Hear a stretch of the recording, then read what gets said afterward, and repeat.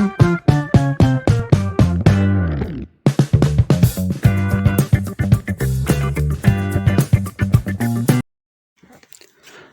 ጤና ይስጥልን የተወደዳችሁ የካናል ቲዩብ ቤተሰቦች እንደምን አላችሁ?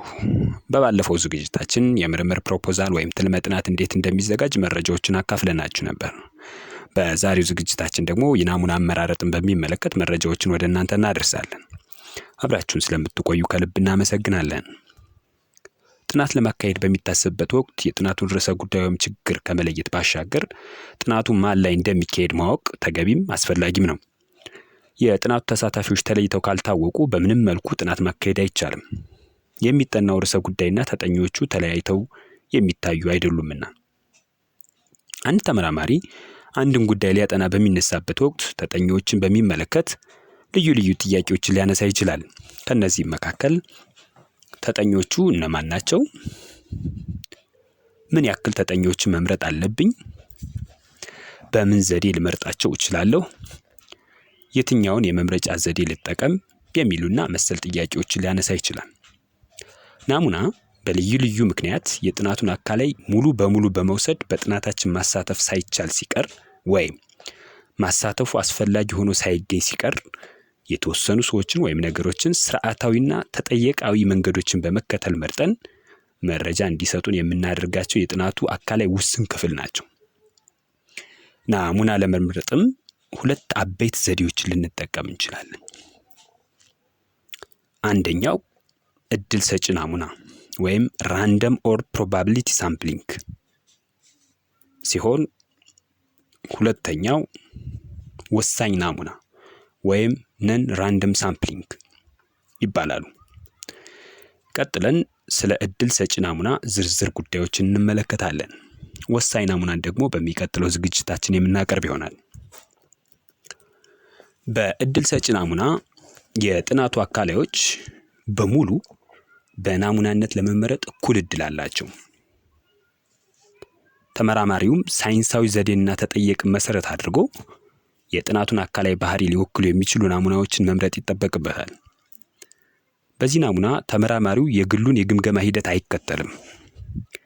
ይህ ዘዴ ሁለት የናሙና ስልቶችን ይይዛል። አንደኛው ቀላል የዕጣ ናሙና ወይም ሲምፕል ራንደም ሳምፕሊንግ እና ሁለተኛው ውስብስብ የዕጣ ናሙና ወይም ኮምፕሌክስ ራንደም ሳምፕሊንግ ይባላሉ። ቀላል የዕጣ ናሙናን ስንመለከት ይህ ዘዴ ለእያንዳንዱ የጥናቱ አካላይ ናሙና ሆኖ ለመመረጥ እኩል እድል የሚሰጥ ነው።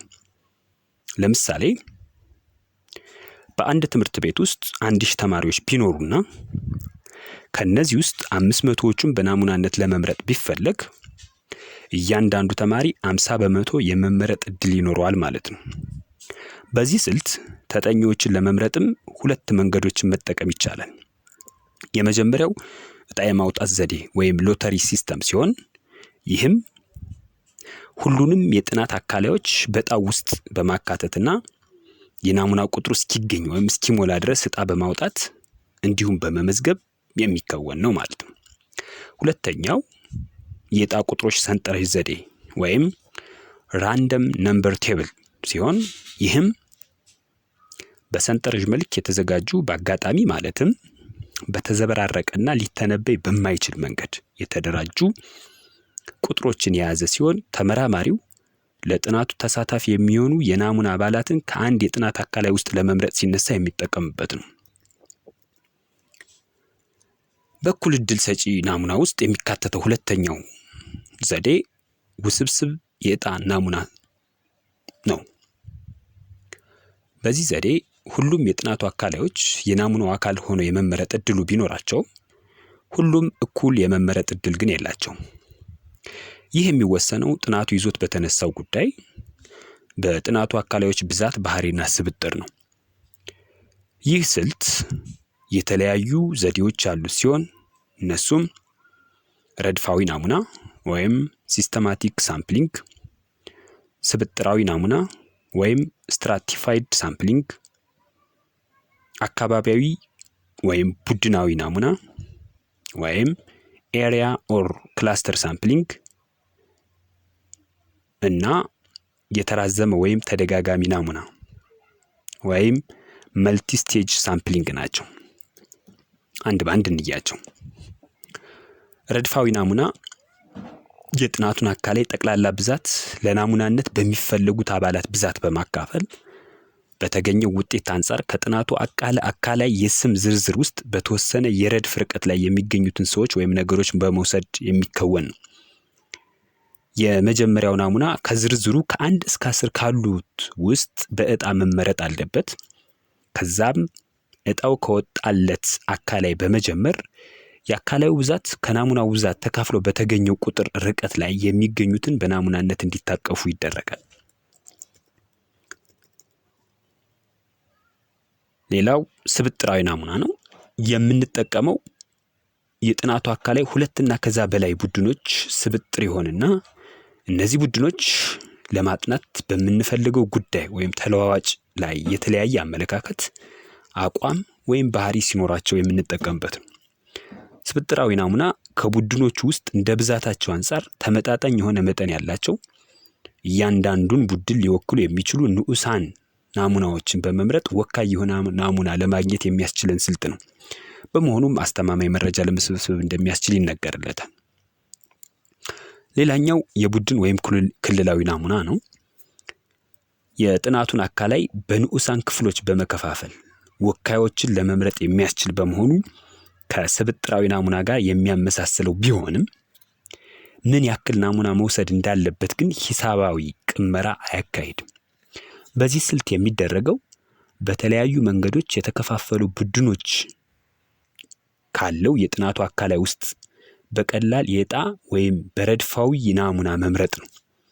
በዚህ ዘዴ በቀጥታ የሚመረጡት በጥናቱ የሚሳተፉ ሰዎች ወይም ነገሮች ሳይሆኑ የሚገኙባቸው አካባቢዎች፣ ወረዳዎች፣ ክልሎች፣ ትምህርት ቤቶች ወዘተ ናቸው። ሌላው የመጨረሻው የተራዘመ ወይም ተደጋጋሚ ናሙና የሚባለው ነው። በአንድ በኩል የቀላል ዕጣ ናሙና ድግግሞሽ፣ በሌላ በኩል ደግሞ የቡድን ናሙና ተቀጽላ ነው ይባላል። የቀላል ዕጣ ናሙና ድግግሞሽ ነው ሲባል መረጃ ስንሰበስብ የፈለግነውን ያክል መረጃ ካላገኘን የምንፈልገው የናሙና ቁጥር እስኪሞላ ድረስ በተደጋጋሚ ይህንኑ ልናደርገው ስለምንችል ነው። የቡድን ናሙና ተቀጽላ ነው ሲባል ደግሞ የናሙና ሂደቱን ከ2 ወደ 3፣ 4 ወይም ከዛ በላይ ደረጃዎችን በመከተል ናሙና ለመምረጥ ጥረት ስለሚደረግበት ነው። አድጋሚ ቢሆንም የሚገኘው ናሙና የአካላዩን ባህሪ ስለሚወክል ግን እጅግ ጠቃሚ ስልት እንደሆነ ይነገራል። ለዛሬ የነበረን ዝግጅት ይህን ይመስላል። በቀጣይ ወሳኝ ናሙናን የሚመለከት መረጃ ይዘን እንቀርባለን። መልካም ጊዜ።